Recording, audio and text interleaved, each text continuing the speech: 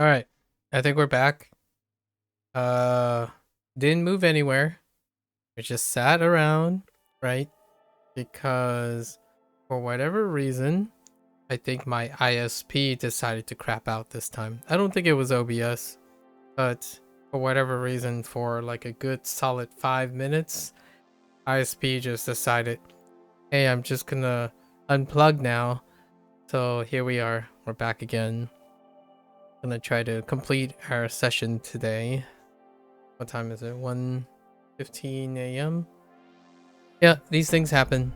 You can't do much about the ISP. Uh, Here we go. I'll complete the rest here. This time I was prepared.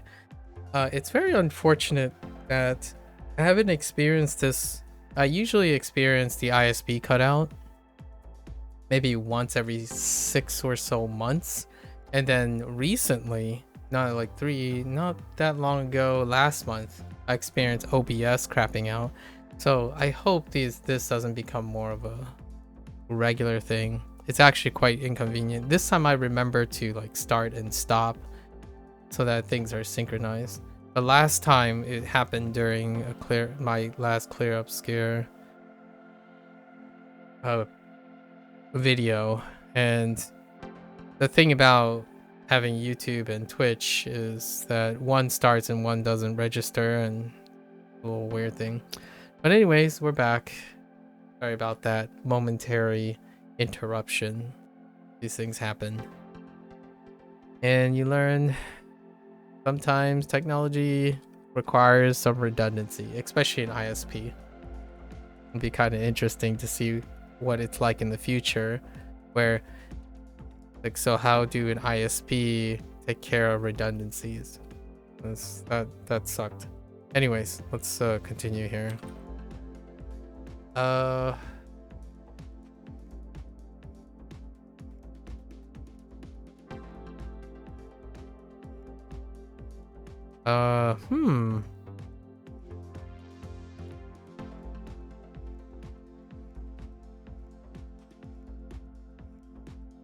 Just describe for being responsible or not. 指 Interesting. And how do I phrase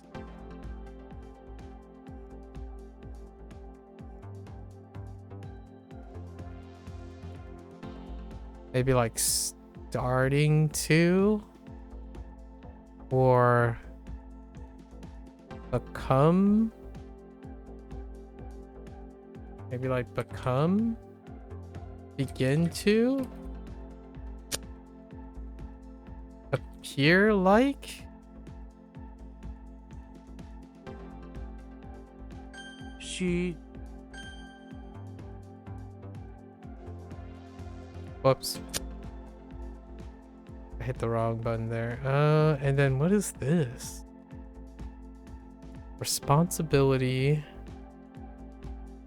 Appoint responsibility, so blame, no.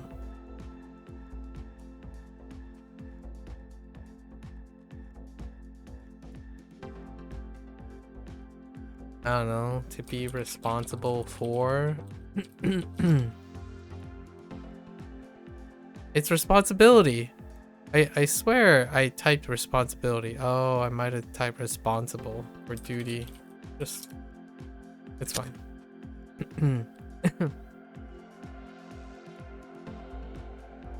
暖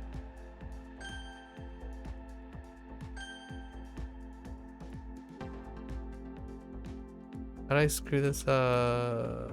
Oh, fine. 补习班 他在补习班教英文，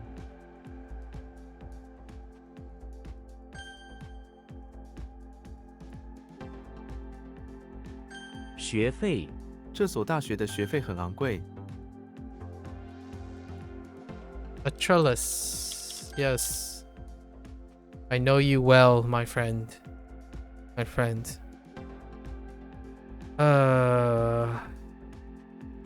Pills and hearts and pills and hearts. What does a crossbeam have to do with pills and hearts?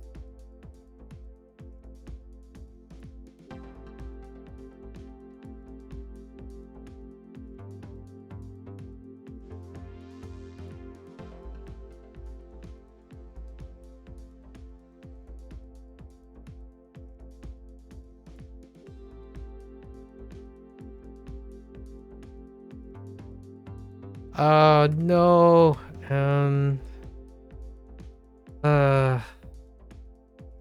Oh, no, wait. That's not. Wait, yeah, it is.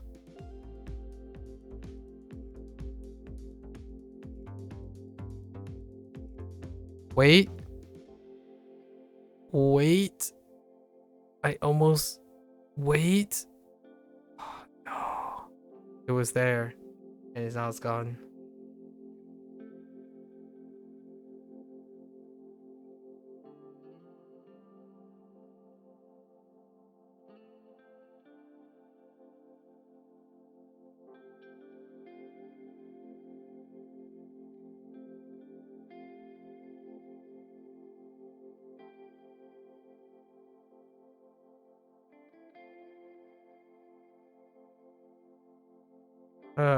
It's gone.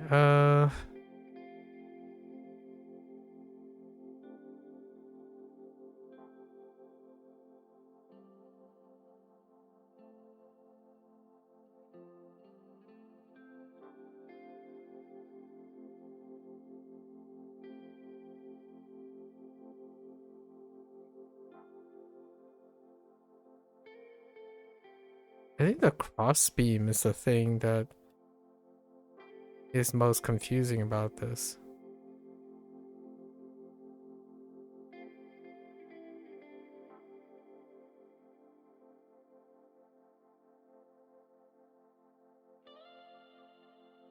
I still want to just no. I don't know yet. Wait, what?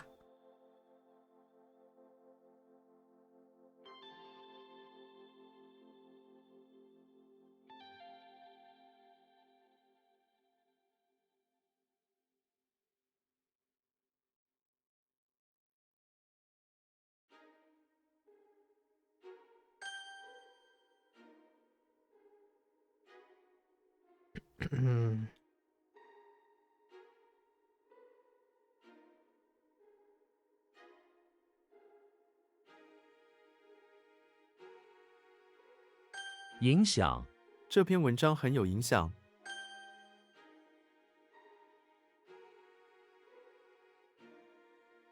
喝咖啡，他不喝咖啡。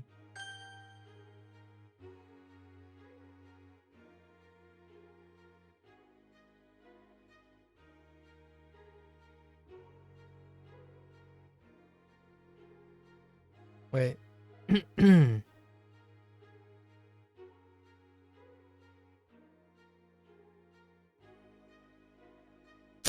Oh.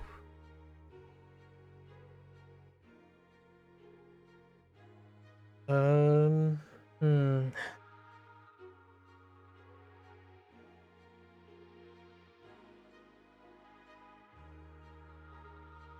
Oh.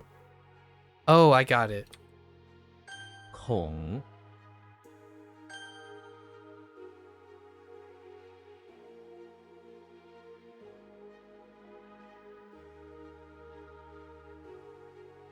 Oh no.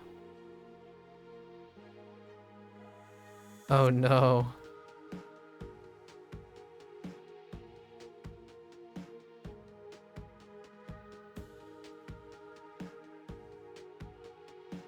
抓紧，抓紧了，别松手。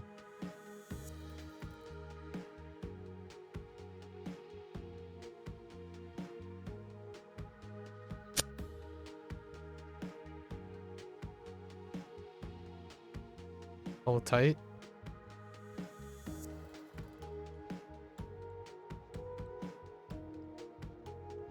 What? Oh.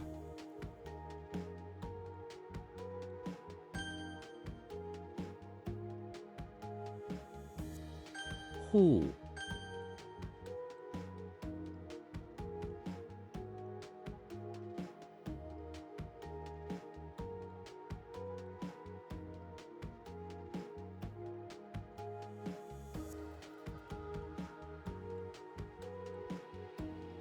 Uh, obvious to the eye. I still don't know what it is. Like,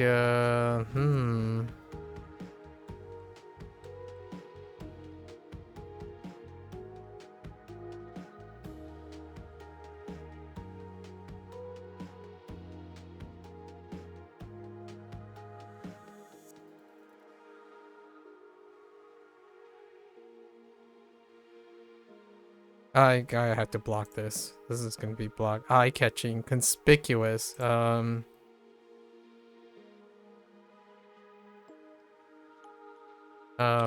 just gonna use obviously.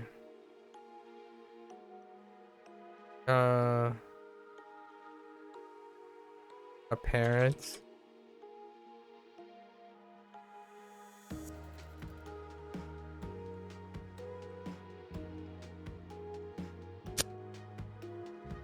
Yeah, conspicuous is way too out there.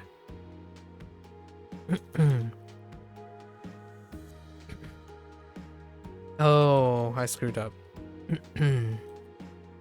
What?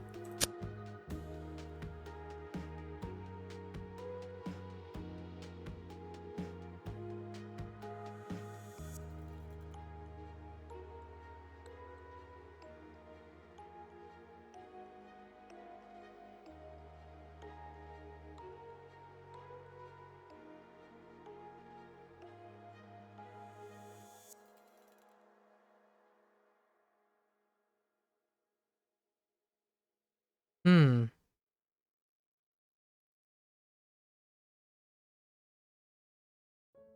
设计、这个建筑物的设计非常现代化。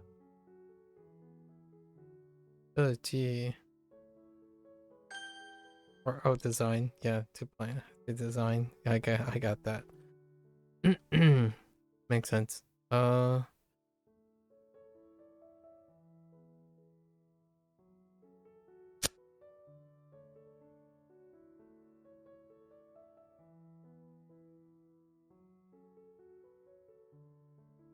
The right one's definitely correct. The left one is not. Because I might be. Hmm.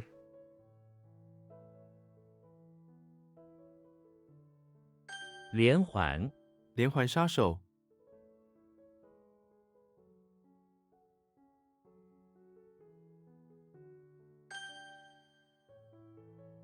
补、炒、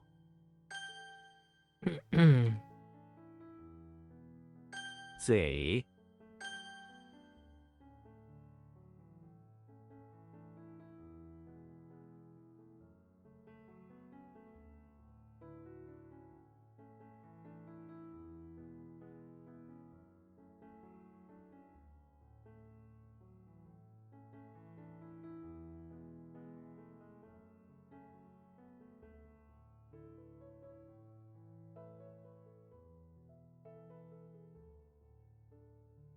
What?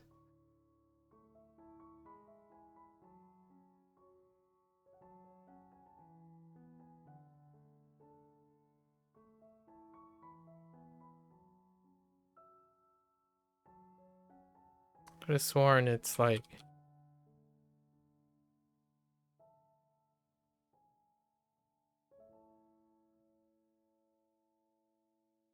This is gonna be blocked too, right? Oh, the location is incorrect? Okay, that's fine.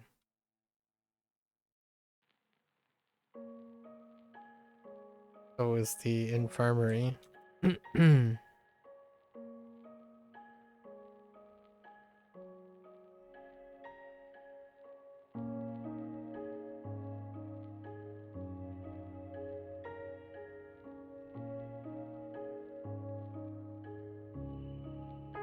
I could forget the infirmary. That's disappointing.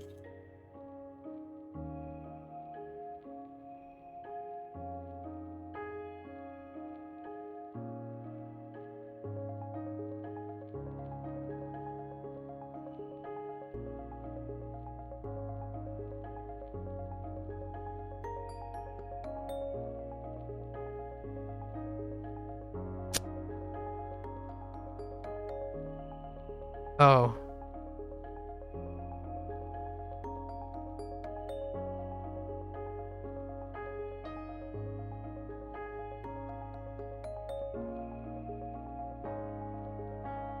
What?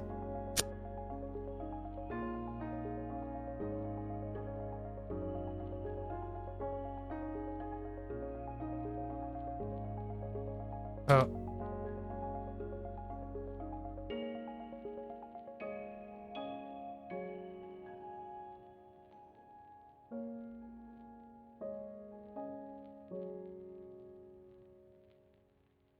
Hmm.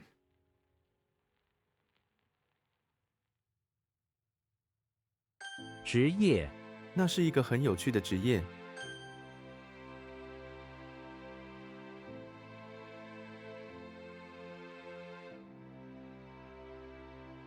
That's fine.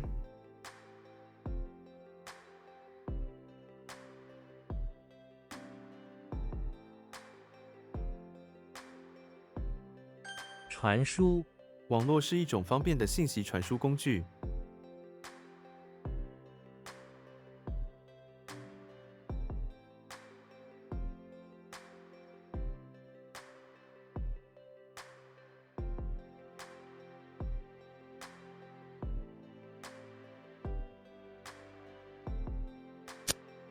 What?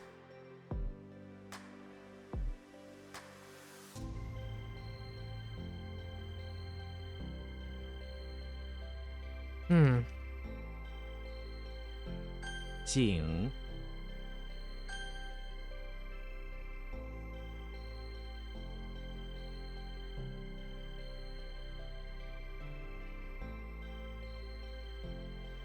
Turn into transport, like transmission?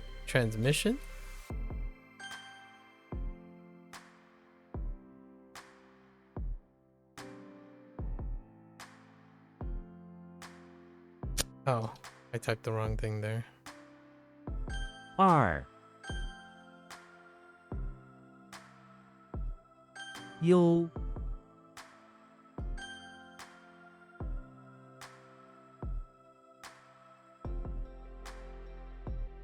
What was it again?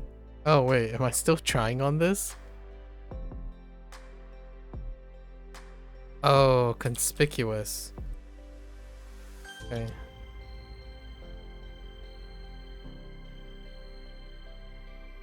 底层，大楼的底层有家商店， Or ground level. But bottom level is fine too.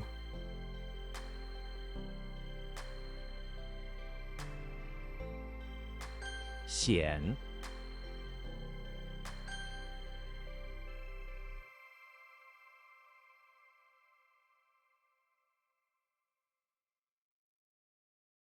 运输，他从不搭乘公共运输。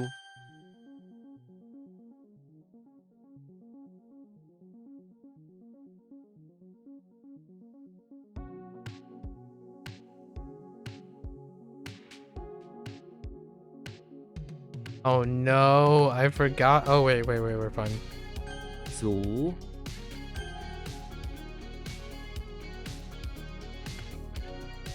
杂，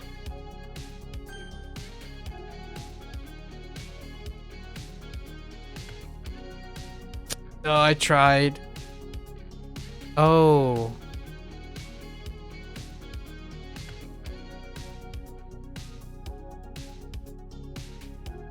防止，防止火灾。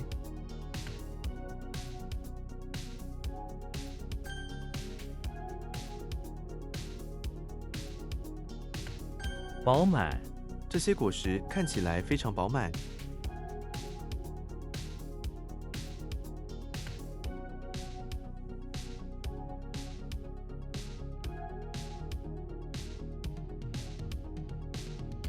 计较，这不值得计较。 Calculations or plan? Maybe estimation?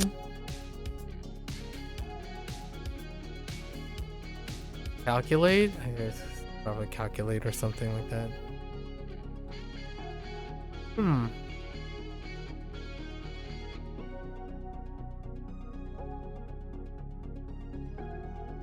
破坏、这场风暴破坏了许多建筑物。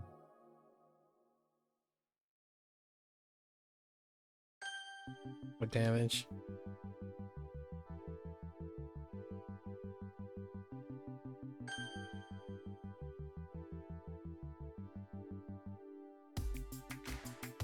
Maybe like formulate? He-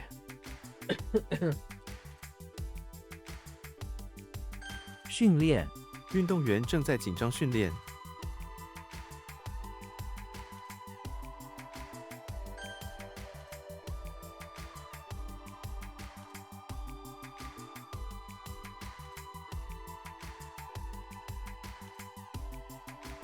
What is this?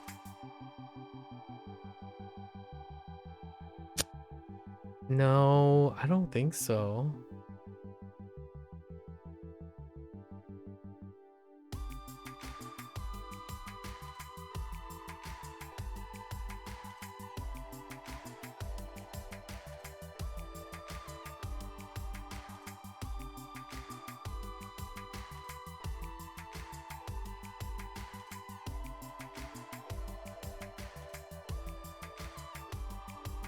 What is that?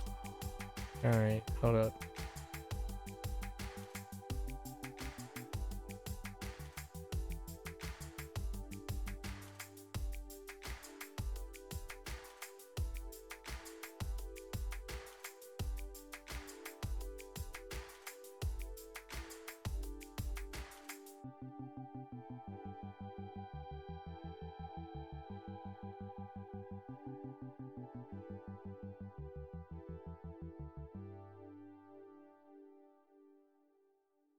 I have no idea what that is. Oh, is this how oh no, isn't that?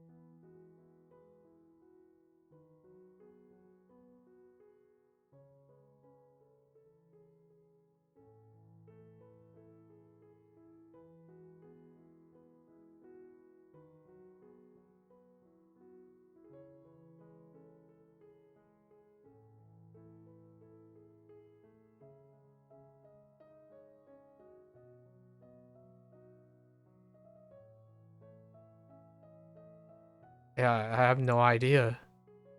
Countryside? Oh, I totally messed up. Wait. Did I? Oh, I did. I think this is good. I don't... That's gonna take a while. That's from yesterday.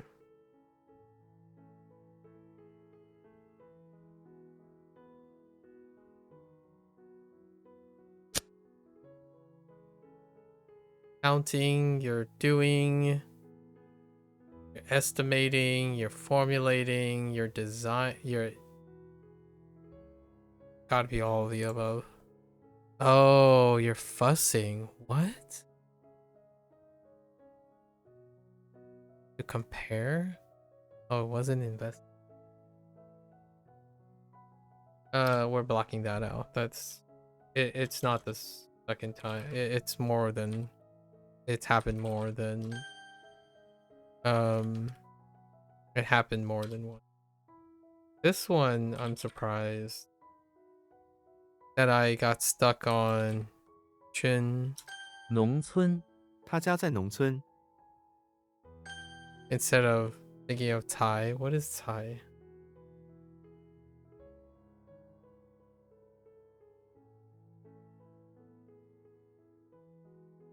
Why do I'm thinking of Thai?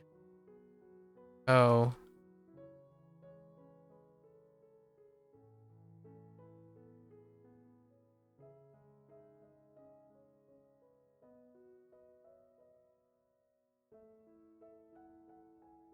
Yeah, the last two, very disappointing.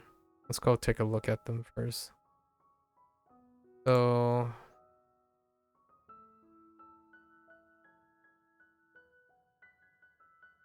Ugh. Yeah, that was gonna happen. I got stuck on assuming that I got Thai correctly, but it's not. Tsun is...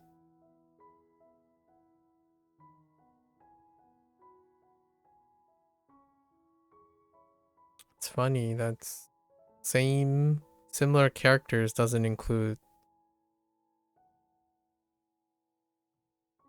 Oh, is it because 춘 is a vocabulary word? Oh no, it's not. Huh. Intriguing. Those are similar. I gotta remember I don't make that mistake again. And then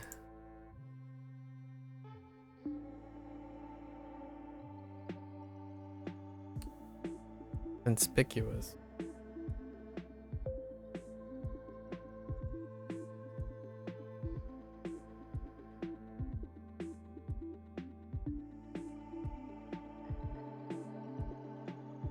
This conspicuous.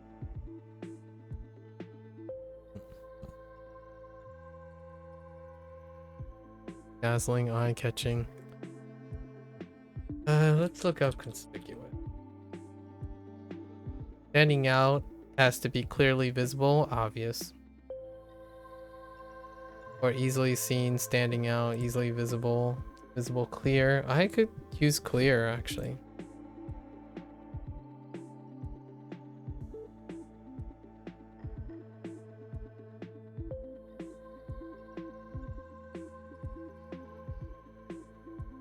Observable, discernible, perceptible, detectable, apparent. Yeah, obvious. Okay. There's too many. I think I'm okay with this. We're just gonna end up blocking this one out. So Swin was a problem. Sort of. And then what was the other one? Oh. Compare. Plus.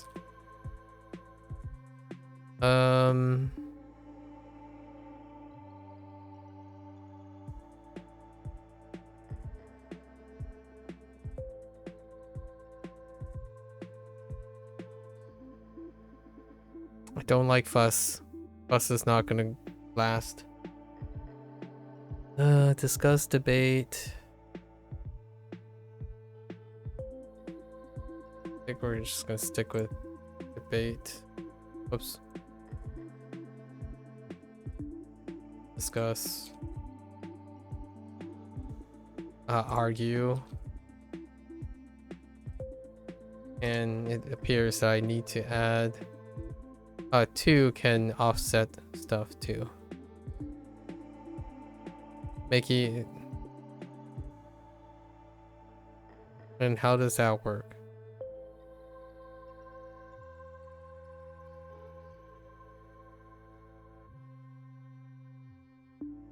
So you're making a calculated comparison.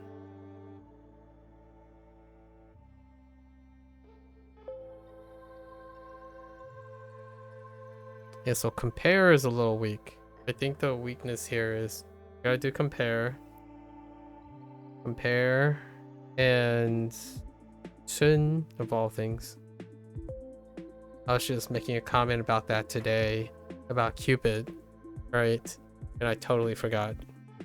I literally, unironically, made a comparison about Cupid because we have one. It's Cupid, and there it is, Chun. That's so disappointing. All right, let's go over this quickly and call it a day. I have to take a additional day for Japanese lesson in Duolingo.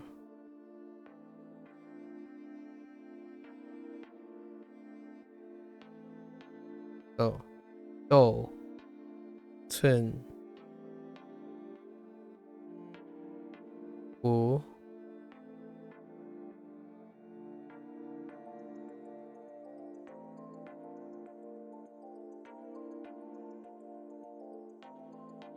Wei,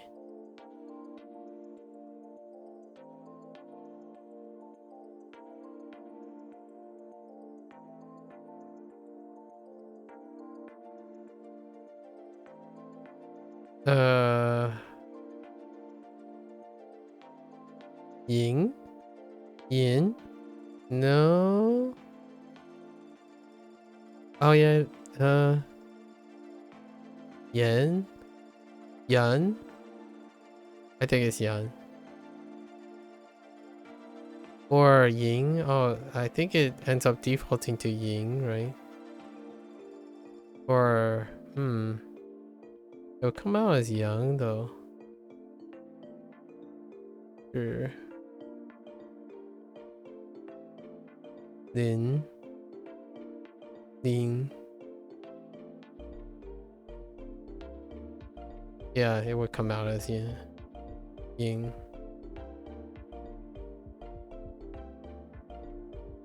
That's gonna be a rough one. Okay.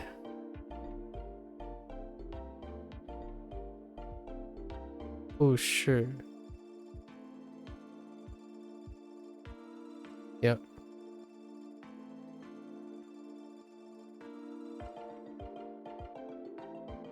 Yeah.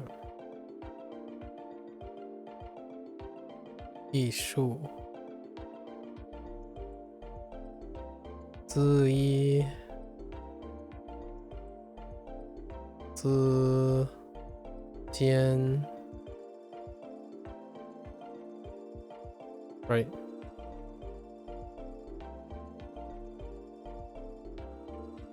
苹果。啊，苹果。东亚。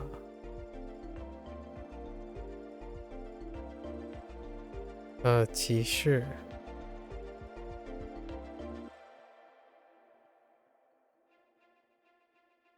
东南。东南亚。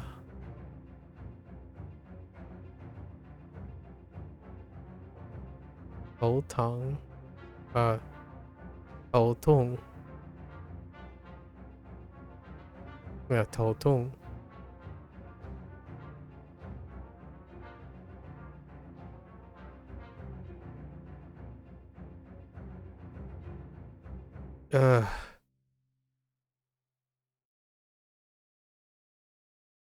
一瓶。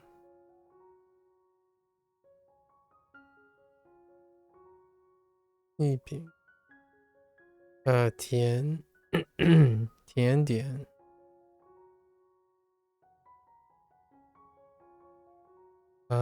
中世。中世纪。中世纪。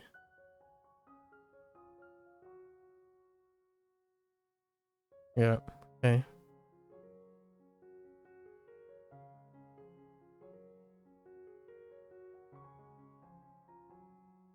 苹果园。苹果园。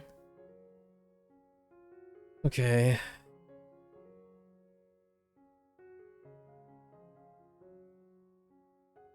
So we have Dracula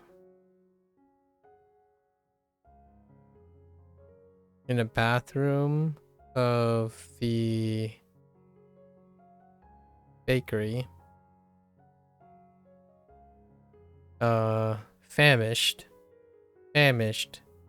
So he broke out a can of kidney beans soaked in blood. Soaked in blood to nourish his anemic state. And with a side of croissants, Ugh.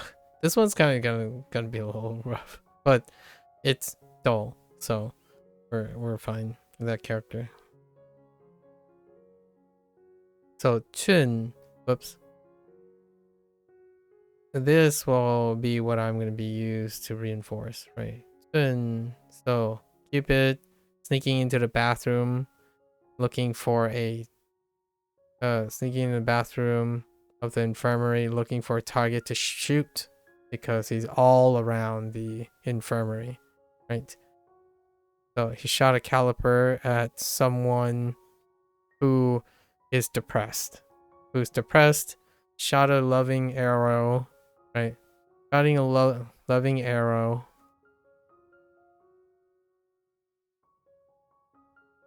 uh a Chinese he shot a loving arrow, a Chinese inch from the person's heart, and enveloped the person with love. So now he's less depressed. The doctor comes in, it's like, oh hey, that's cool. Glad you was able to, the dude, you know? Cupid. And let's just take this out now. Chun, sometimes he also hangs out in the tree outside of, oh my word.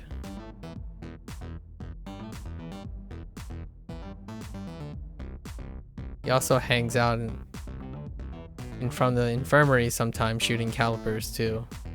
Right? Chun and the villagers, or the village people, shooting calipers at the village people outside the infirmary. That's one of them. Then we have Walter White, who keeps getting placed in the house, which I guess that's fine. But I typically place Walter White in the bakery. Oh, because the O in bakery might not, no, it's optional. So whether it's in the bakery or the house, all the woos will be okay. He grabbed the thing he was baking in the basement. The cauldron in the basement, he brought it up inside the bakery, right? Inside the bakery, and then loaded the baked goods because he's no longer cooking. He's more of a baker now. So he emptied to make sure that nothing's in the cauldron anymore by moving the croissants that he was making onto the shelves, right? I think that's okay. It's related to Wu. Because of its relation to Wu, it's okay. I still think I'm incredibly disappointed that I mixed up Chun Chun with I. So upset. I'm so triggered at myself right now. Okay, Walter White is sneaking off to the bathroom of the beach house while his family is chilling on the beach, right? And he's working on a baking project as opposed to cooking the good stuff, you know? And he's just slowly baking some yeast, and they're just waiting. Not yet, right? The yeast needs to be fed, so he's taking ingredients. He's taking some petals from a blossoming tree that he's been cultivating, and then spiking the yeast. Just not yet, waiting on the yeast for his baking pivot, his career pivot in baking. That's like the new narrative for Walter White at this point. Now we have Yoshi. Okay. So Yoshi is in the infirmary, or has escaped to the basement of the infirmary because he doesn't want to take his medicine. Dr. Mario has followed him and chased him down to the basement. In order to defend himself, Yoshi somehow operated a bow, and inserted a rod, right? Combined with like an egg, like a makeshift bow with a rod, and started drawing the bow to launch eggs at Mario. He failed. He failed, and Mario got him sedated, right? It's fine. On the goodness of preserving Yoshi's health. Then we have Shrek making his way down the basement of the house. This one's kind of weird. Maybe in the basement of a magical house, like something straight out of a fairy tale, like a DreamWorks fairy tale, a magical house. And this magical house happens to have a walking broom, right? A walking broom with a mouth. And what do these magical fairy tale broom houses do? They obviously aren't sinister. It's just telling you the history of the broom people. Yes. That seems fine. And Shrek is trying his darndest to care, right? He's an ogre after all. And then we have Link in the infirmary where he came down with an illness, and in order to make himself at home, he's built a place with multiple trees, right? Multiple trees that reminds him of the woods of Deku Woods, right? Yeah, Chun, and what was the other one that just I couldn't quite resolve it? Chun and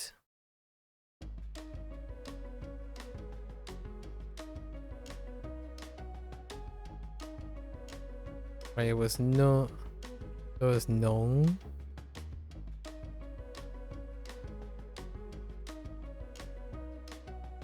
right? Nong Chun.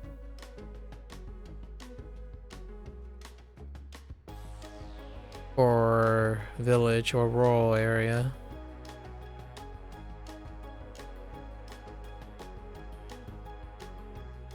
And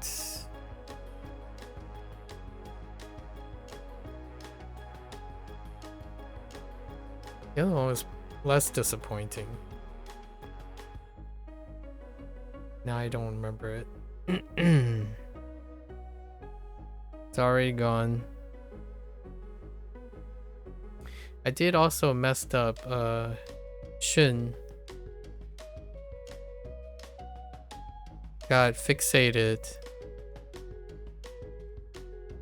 What was the vocabulary? Shun, Shun.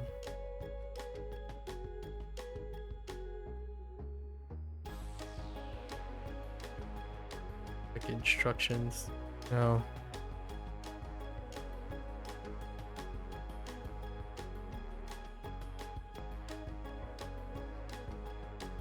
Fine.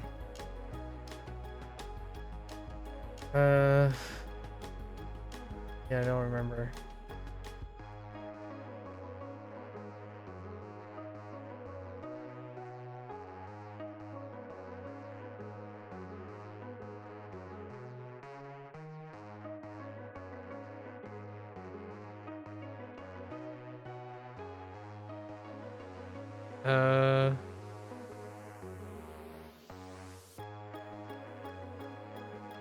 Shin.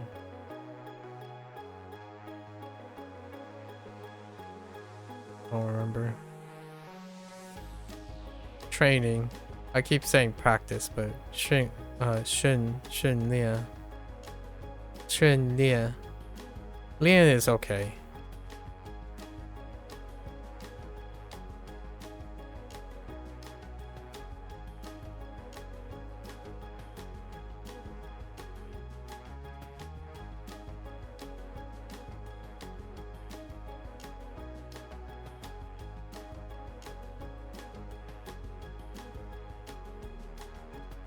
Just practice.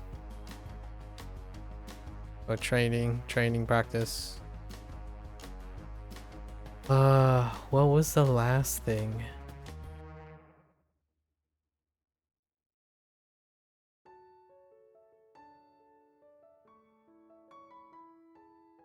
I don't know.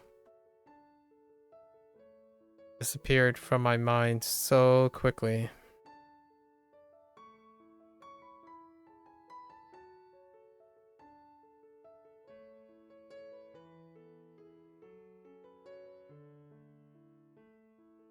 responsibility was a little bit weak too.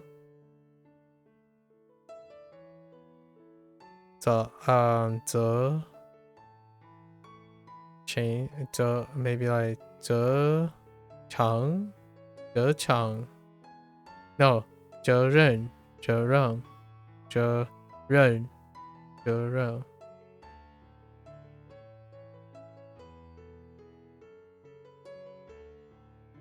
All right, it's been a long day. I was going to do my Duolingo Japanese section, but we'll push that off to tomorrow because tomorrow is gonna be a half day. Oh man, tomorrow might be level up day too,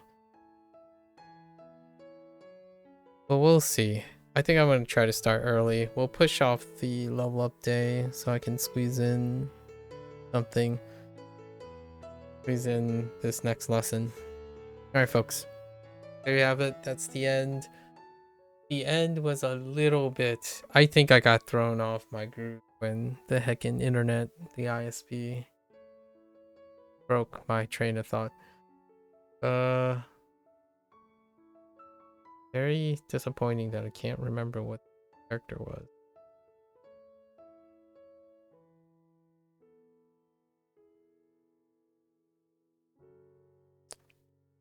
It's fine. I'll probably find out right after the stream. Okay. There you have it.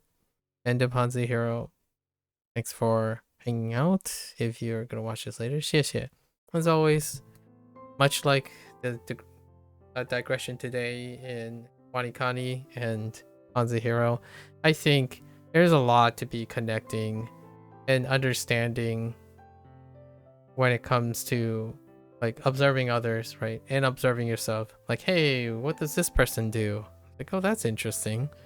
And asking why and how a lot of times kind of reveal a lot about the self. So learning a language nowadays have made me realize quite a lot of things that I've gotten so used to having been on the internet for quite some time, right? And then there are things that are vastly different, in my opinion, between myself and the people I talk to.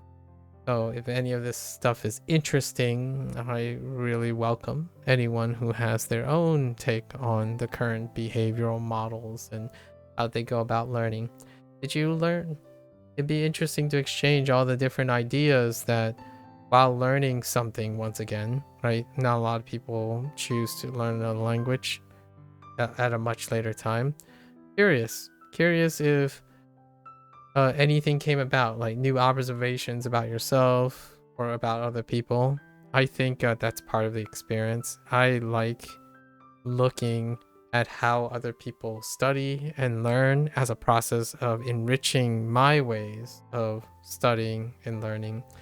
I truly do believe that the paradigm for learning has changed so significantly to the point that I'm not entirely sure if all the current trends in language learning is largely because there's an absence of those learning methods, not necessarily because they somehow are substantially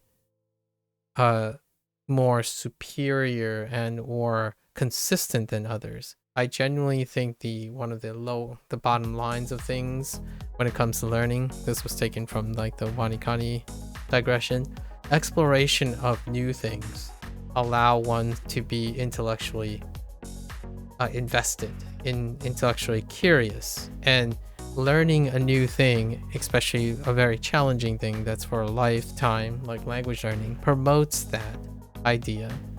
So much like being aware of video games normalizing specific behavior, like how do you talk to someone? How do you know when something's good? There are different ways to measure that.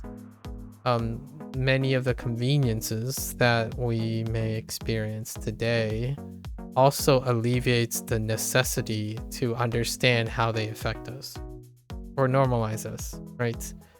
How often have you made a purchase based on other metrics other than that aggregate score or rank that you have on an item. Also, contextually relevant to the whole gaming thing and the stockholder comment and whatnot that Prokop brought up, how much of that can be manipulated, potentially misrepresented unintentionally, and or used pragmatically in order to get you to make decisions. I think oftentimes when you grow up in a chamber, an echo chamber of your own creation, oftentimes it becomes quite apparent when you ask yourself, when was the last time you made a decision that took into consideration what you have done previously, your prior experience, as opposed to unconditionally trusting someone else? And then how often does that person or the organization that's presenting your solutions take into account the behavior and current situations of their consumers? I think oftentimes, I know I've been saying oftentimes quite a bit because I can't assure you that it's all the time. I would say anecdotally, nowadays it's a lot more striking to use strong language like all, guaranteed, never. You're saying oftentimes quite a bit. I just realized when I said that. Yeah, fair enough. So I'm using it as an affirmative. However, there are things that happen less likely nowadays. Making a decision while weighing your prior experience, right? How does that happen often? Not that often. When you learn something, it feels you have other people to provide all that experience, or sufficient experience in which it alleviates you from requiring any of that experience. So you can purchase a 5090, like save all the money to purchase a 5090 tomorrow so you can hit up all the gaming things that other people say they use 5090s for. Was there any consideration as to your use cases for the 5090? Or simply that the best card allows you to do the thing you're doing, and you're assuming that all the other things people say are relevant to you, right? And that is an act of extreme decision making. You like a game and you're purchasing a game on its promise, as opposed to purchasing a game integrating your previous experiences and what you can already do with the game on top of the promises. And that is not, in my opinion, how the gaming industry, for example, and products in app design for language learning is also a great example. The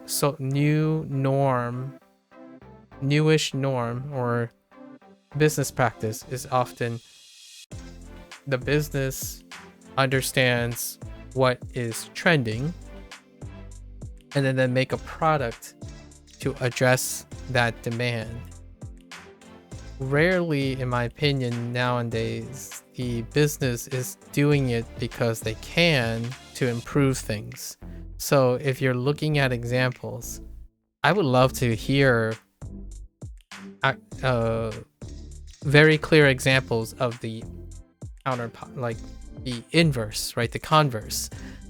For now, though, when we think about companies and apps and whatnot, they are designed to confirm all of the suspicions that you have. I don't necessarily think they present opportunities or vast opportunities on how to encourage someone to think even beyond that, or to create something beyond something that they can supply. Case in point, creating dependency on a product is great for business. It is the utmost focus, in my opinion, on how a product stays successful. You create dependency. So, am I going to be using HanziHero for the foreseeable journey of my language learning? I could say yes, but not because HanziHero offers all the functionality that is required of me. I may revisit HanziHero or use the tools in HanziHero to create something of my own. And that's great because actually some of HanziHero's design choice allows that. It doesn't inherently encourage you to do that. So that's kind of a talking point. Our video games are very similar in that nature. When you play a game, in order to be successful, for example, in a team-oriented game, you want your team to consistently, wherever you go into, you want your team to consistently perform in which you have an edge, right? However, the design of games now are catering to providing metrics to allow players to consistently think that the way to win a team game is to rely on the self. I'm not sure if that's intentional or not. However, the demand is there. So feed more metrics to a player to confirm their suspicions, right? As opposed to enforcing or bucking or encouraging alternative play styles, right? And what does that end up happening? It's usually very disfavorable. The moment a game requires that team play is necessary for winning, right, in any way, that's usually the majority find that incredibly unattractive. That's a great way to demonstrate the market interest. I think in the days of the internet, even language learning apps like this, the most attractive types of language learning apps or games or gamification, those type of things, they usually cater to individuals who are avoiding human contact.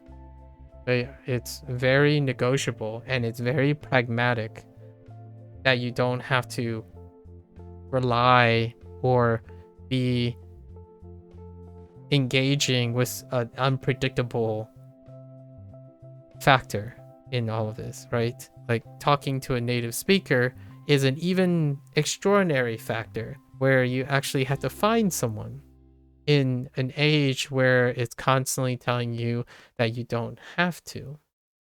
And then you're going to, and then you do that, but you didn't necessarily spend all the time interacting with someone. So then that's a development, a development skill that you may have. For myself, I talk about this every day. Like, it doesn't matter if I have to speak English or whichever target language. The idea is the most normal thing for me to do is either talk to myself or talk to someone else, whoever is interested, and I would double down on it. Mark started the day in Wanikani. I spent about 3 hours talking about my routine in Wanikani. Rokal stops by and raised a point, contribute a point, and I talk about that. And they can chime in, go out, in and out all the time. It's actually the social norm that I have. Now, Twitch is not designed to do that, honestly. YouTube is not designed to do that as well. There are definitely changing times where they're increasing the level of interactability between people. But generally speaking, when it comes to scaling, the internet has an enormous, a very obvious, a scaling standard, like a standard practice of scaling. And in order to scale a lot of these things, you start relying on statistics and data. So one of the natural consequences, in my opinion, of data is subjectivity.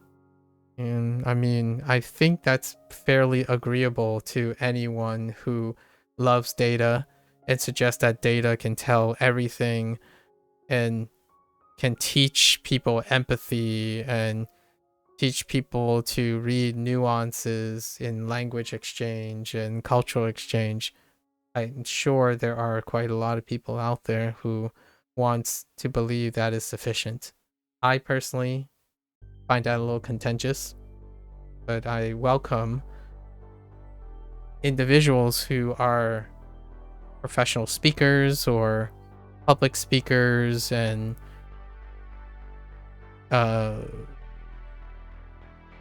public figures, you know, PR people, those who are professionally in a field that deals with public relations and or interacting with humans, to give me a provocative example or anecdote or evidence that you can statistically use objective data in order to practice being empathetic and or increasing your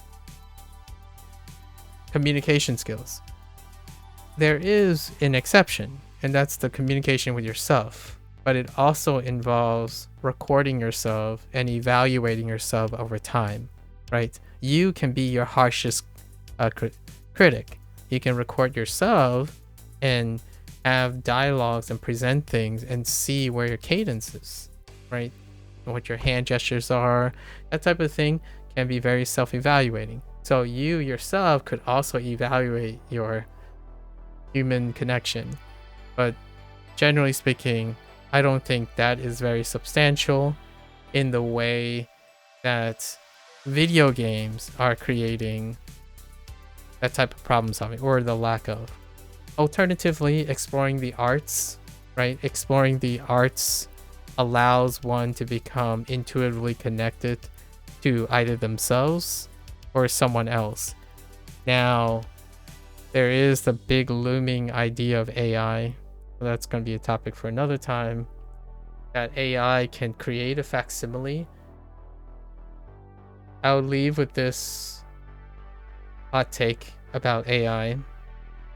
I think for those that I'm not talking about, so the creators out there, the ones that are very much in the minority, where they're doing whatever music creation, art creation, creative work of their own regards, you know, carrying most of their experience, expressing most of their experience, and writing, recording, creating legacy. I'm not necessarily referring to those individuals, but to them, that group, right? Earlier, my comments aren't necessarily referring to this group. This group, when they see, I would like to think, when they see something, they're more concerned about the credibility that's being stolen from them. For example, like the whole AI art thing and AI music and whatnot. But the one concern that is being projected onto them by individuals is the concern about not being able to stand out, right? Like their future job securities. I don't think that is the case. When you think about AI, you think about all the statistical limitations of AI, right? And what I mean by that is it's not that dissimilar from someone who only operates on averages, only operates exclusively on data.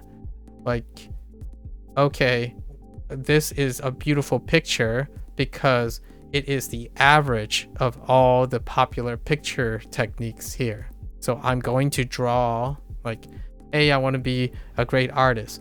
I'm going to use a tool that focuses on integrating all the averages of the current trends or whatever is most popular. It becomes very noticeable. However, where they got that data is the product of expressive people and creative people already. So they kind of want their share, right? Their cut. When they are thinking about if they're going to get replaced by something that is generatively objective, usually that's a tougher thing to defend as a concern for someone who is actively interacting with other human beings and being connected with their own human self. So when it comes to learning, take it back to language learning, for example, am I concerned that I will become reliant on a tool that does something unnatural? No, I am not. Much like when I start next month, or attempt to start next month, trying to use LLMs, AI, people are referring to it as generically as AI, part of the AI movement. My goal to interact with the AI is to ensure that I am also constructing and creating something in the process. And this isn't an argument about input or output. The idea is one practice distinguishing themselves from something that is a statistical average. So when you start doing that often, I feel you don't have to be analytical to be intuitive about being able to relate to things, right? You relate to your work, you relate to your language when you use them for your use case. Now, it might not look like the other people who are statistically harvesting and data mining techniques, right? I don't think that's a very compelling selling point for myself as an illustration. I think it's a compelling selling point for other people. Hey, my product has 4.5 stars in 47,000 people and has been successful in 90%. It's like that's the beginning. That's the start. May I ask you what your visions are and what is your philosophy behind your product? Because for me, the act of language and learning and curiosity that I choose voluntarily is dependent on the person creating the product. Now, there are individuals who do that. Like, oh, I really like this guy. I trust this guy. How much do you know about the person? Is the person transparent about it? Because in my opinion, that is what creates that level of subjectivity that makes things a lot more vibrant, right? And a lot more useful, in my opinion, when it comes to decision making in the matter of taste. Now, you can't go to your bank and say, well, if someone moves to Japan or moves to China and then just surround themselves and obligate themselves to learn, they will learn very fast. I agree. I absolutely agree, for sure. If you force someone to do teamwork in a cooperative game, then they will probably learn very fast to learn how to do teamwork. Everyone who's forced to play a video game that requires teamwork, right? So that's kind of an extreme example. So when you're thinking about learning, language learning, yes, most things are incredibly efficient the moment you force the person to do that. Kind of like going to school, right? So objectivity when it comes to voluntary actions, things you pay for, things you enjoy, things you like, things you want to make friends with. Are you telling me that that is the normal behavior to force something on a human being in order to make them voluntarily want to do that? The answer is, I like to believe the answer is a resounding no, a big no.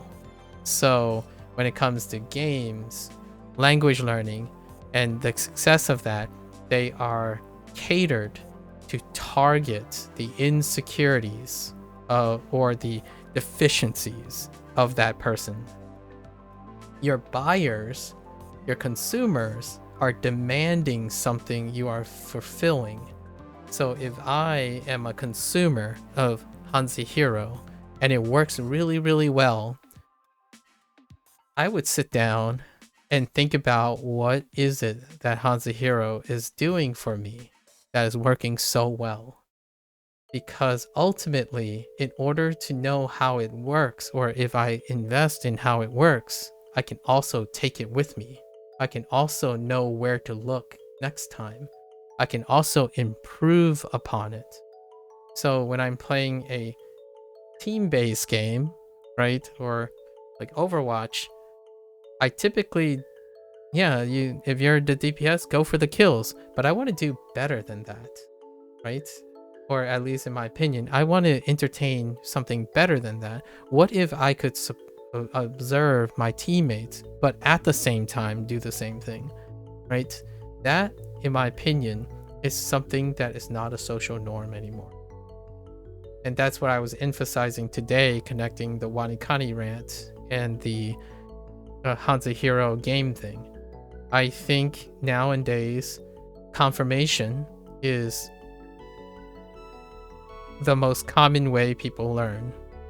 They learn by confirming their suspicions, largely because most products do the same thing. They start by telling you what you want, and if it's not what you want, then you leave. You don't buy the product. So all the large consumer base of most products are confirmation. It's a confirmation bias. You're not forced to do anything ever. Things are very convenient on the internet and you're selected based on pre-selection. So the vast majority, whether you're like me or not, you're not picking a product because you're curious if it works or not. You're picking a product because they've already convinced you think the product works. And then if it doesn't work, emotional upheaval, emotional distraught problems, distrust, mistrust. So, oh yeah, this product guaranteed that I would learn 2,000 kanji in a year and a half. That's something that's unique to Wanikani, right? And then they find out it took them 6 years to learn 200 kanji. It's like, what gives? Am I doing something wrong? Is something going wrong? And what you end up finding is those people who are human, who have experience, they typically say, oh, don't worry, like, that's only in this ideal case. Keep at it, do these things. So those are the human, very human way of interacting. And I love language learning for that aspect.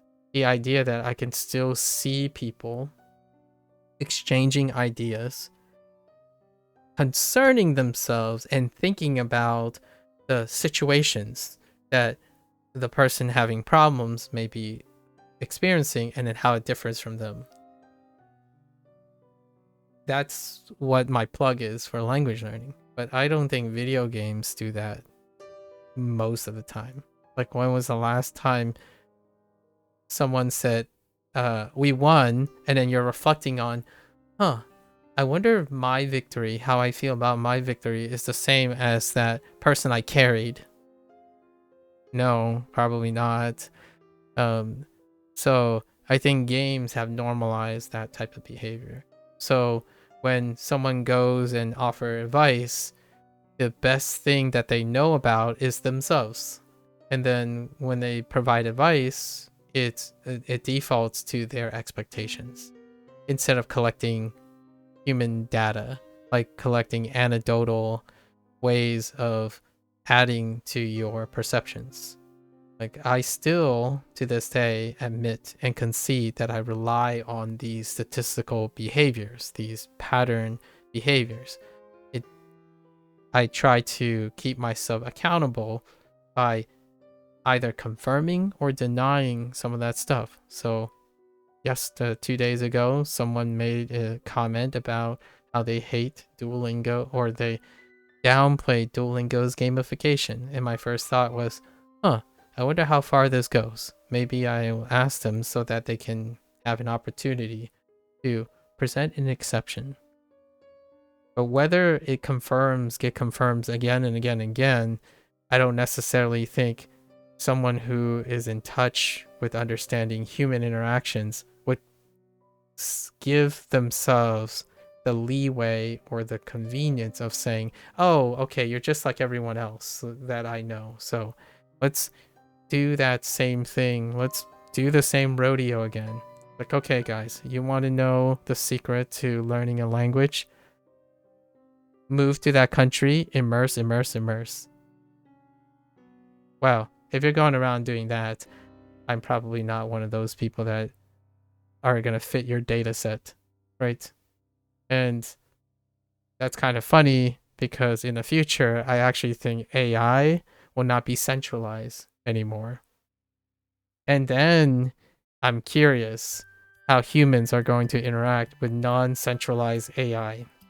For now, AI is somewhat centralized.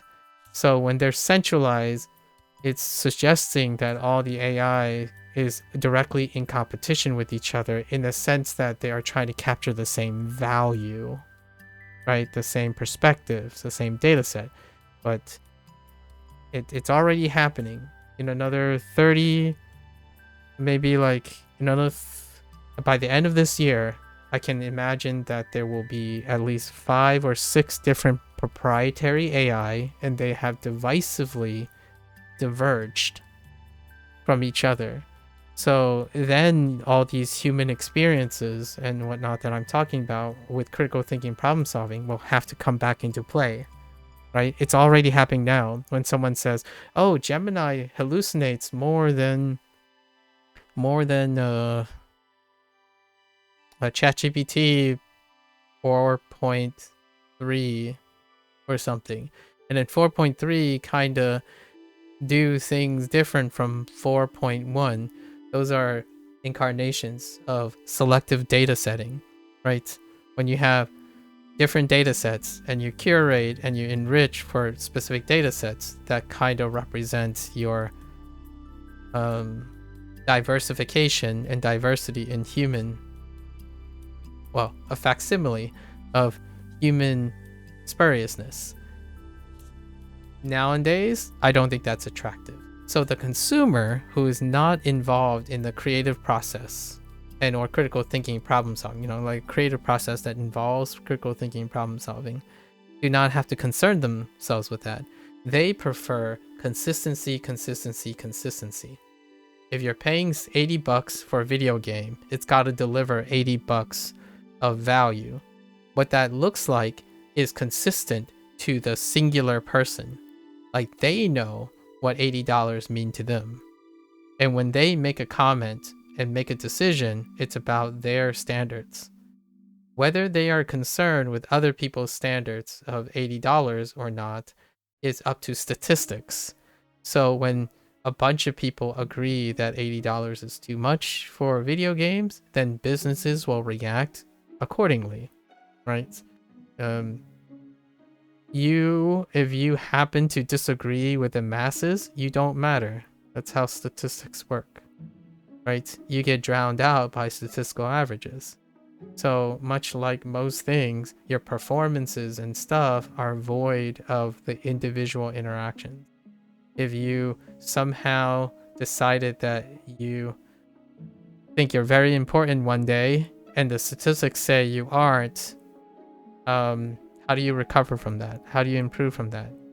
I think I've been around enough youth to realize that what they do is they decide to either give up on that very thing and move on to something else because they believe they know it's going to happen because statistics say so. So as opposed to looking at things from potential or collective, right? Most people nowadays provide advice in the sense of one fits all. Like, it's kind of really ironic in this way. I think one of my biggest criticisms or shortcomings of the design of formal education is that they have a scalability problem. When formal education was the standard, I suppose, I'm not even sure if formal education is still the standard nowadays. they have a scaling problem. If you're going to educate entire nations, how do you create a model that will account for the spuriousness of human entry? Because it's obligatory. If you force an entire population to go through a system, that system has to meet averages, right? So there are going to be people who fail, there are going to be people who overexceeds, and then there are average, right? It's indiscriminate. It's a single model fits all. And the irony here is, while a lot of people have championed self-voluntary education, the results of hyper optimization is that no, everyone seemingly like to force each other to learn the exact same way conditionally, right? Or now this time requiring voluntary obligation. So if you're, it's kind of humorous when I hear someone who says they really hate school, and then they spend most of their day going around telling people how to learn, and the one way to learn is the only good way to learn at school. You have undermined anyone who learns differently from you, and then you have pushed yourself into a corner that there's only one way to be successful. So you can't possibly imagine, and I'm not saying that this is any singular person, I hope no one's really taking this personally. I'm talking about the hypothetical pattern behavior that's happening. You have people have different degrees of this type of hyperpolarization. Like, this is the best game. You'll never be able to play a game better than this ever again. So when you go and play another game, you can't possibly enjoy that game anymore because you're always reflecting upon the one size fits all. Like, you cannot see differences and appreciate differences anymore. Duolingo is exactly like watching anime, so therefore anime is better.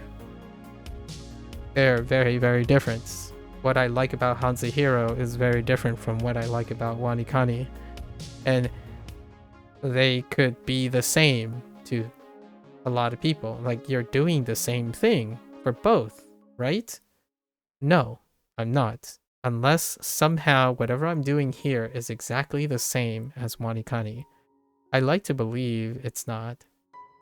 Video games, decision making, spending $400 on a GPU is the same as spending $400 on a CPU. Because they all will end up in a PC anyways. There is a lesson on the rate limiting step or the weakest link. So when you're thinking about optimizing, oftentimes a very, very good method can be completely negated by a very weak shortcoming. And one of the biggest ones in language learning and cooperative gameplay is the incentive to do so, right? I think that's one thing that reveals what the intent of video game design and app design. If they are intending to make you develop the skills as to not be dependent on their service, there will be, in my opinion, obvious ways that you can either intuit that and or analytically see it. So when you're using a tool, in my opinion, is very healthy to understand what the tool is doing for you, as to ascertain what to look for in the future or what not to look for in the future. So if you don't like Duolingo, give me the indication, or at least if you're telling me to avoid Duolingo, explain to me what is it that you disagree with in great detail, and then show that it is absent in the tool that you're using.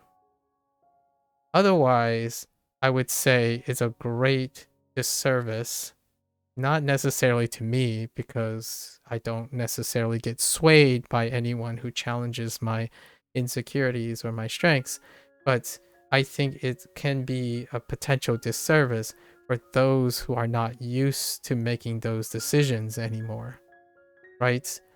I could sit here and build clout and influence, and then whatever I say is taken as gospel, which that sounds so scary. So I don't want to make it sound like whatever I'm saying now is the absolute truth. It's absolutely not. It is my anecdotal experience and expression. So for today, I just wanted to make it clear, whatever I said in Wanikani and stuff, it's an avenue to explore. So much like how I end most of my segments, you're more than welcome to offer your anecdotal observations, your own experiences, and then how you tackle decision making and whatnot on the things you've encountered. I miss this. I really do miss this. I think being in college and in university where you have to do this has often led to really wonderful discussions in critical thinking. Like, 3 people could be complaining about different things about the aspect of their research, and because they have to, they often integrate and converse with other people in order to innovate or think differently about tackling their problems, right? Because they have to. In a world of the internet, you don't have to do anything. You don't even have to talk to people. You don't even have to defend yourself. So, naturally, the easiest thing, in my opinion, is what humans do. If you don't have to talk to a human because you think it's hard, then you don't. So the next time, if someone asks you, why do you think talking to other people is very difficult? Or maybe if you ask me, do I think you communicate very well? Well, there's probably a lot of signs in which you probably don't. And I think one of the things is, how often do you record yourself, listen to yourself, talk to other people, or talk to other people? There are a lot of ways to compensate for that, perhaps. You can watch other people interact with each other. That's a great source for language learning, right? You see 2 people talking to each other. That's fair. How often is that interesting, right? Anyways, I'm being pedantic today, but I wanted to add a little bit more at the end. And be it as a plug, you're more than welcome to share some experiences, but I would like to ask a personal favor. I hope it is your experience, your thinking, your problem solving. If there's anything I want to demonstrate about feeling pride or learning because you really want to learn something, is largely because the thing I'm doing, I invest in all the things that make me me while taking in information from other people. So if you want to be a contrarian and prove that I am incorrect, go do it, right? Go out there, do it. Post your non-Wanikani, non-HanziHero, not using Anki, and find a way to demonstrate your methods, because in my opinion, that is what's very awesome about the internet. Not necessarily the internet that's hypercompensating for subjective noise, right? Highly efficient internet is when everyone does the same thing. You want everyone to do the same thing. If you see everyone doing the same thing, it makes you confident about your methods. So when you see no one using Duolingo, you are confident that no one is suffering, or you are confident that you not doing Duolingo or using Duolingo is the right decision, right? Well, you don't really need to do that. I literally encountered people who go out of their way to spend most of their time negating what other people are doing passionately be it business, making money, whatever they're passionate about, instead of demonstrating proactively what they are doing that is so much better than the competition. I think the people who are doing that are also the same people making money and balancing things. So if you're going around saying you're doing it wrong, do it right. Like, in my opinion, I think that's very logical from someone who relies on confirmation bias. In order to prove someone wrong or someone's doing it wrong, do it right and then show it. Because I think that ties in everything else. What is a great way to end this? Clear obscure. Do it right. And people will realize, at least in my opinion, are likely to realize. Clear obscure said, this is what it's like to make a game like this. And then it turns the industry on its head. Or you would think colorfully it may turn the industry on its head. And that is the same with language learning, in my opinion. If you're constantly preaching something but not demonstrating something, I think that's what the internet is built on now. There's more talking, there's more obfuscating, like not showing it. I would even argue there's even less talking, as in less explaining in the sense of demonstrating the methodology than talking for empty promises. So I almost feel like there's far more conning and opportunism than there is just blatant demonstration. Like, I like to think for every one person who wants the quick paycheck, there is at least this is terrible. Like 100 people who want a paycheck, there's at least 2 or 3 people who are doing it because they like demonstrating it, right? And that's probably where I'll leave it. I like to believe that I'm one of them, right? Sorry if people think that's too much of a flex, but I prefer to give up that opportunity in order to instruct one person or inspire one person. If I can inspire one person, that person may be the reason that this paradigm shifts. Like, you never know. You never know that me saying whatever one thing is, and then this person's like, oh yeah, I'm gonna make it happen. I'm gonna change the way language learning is by making a product that does it.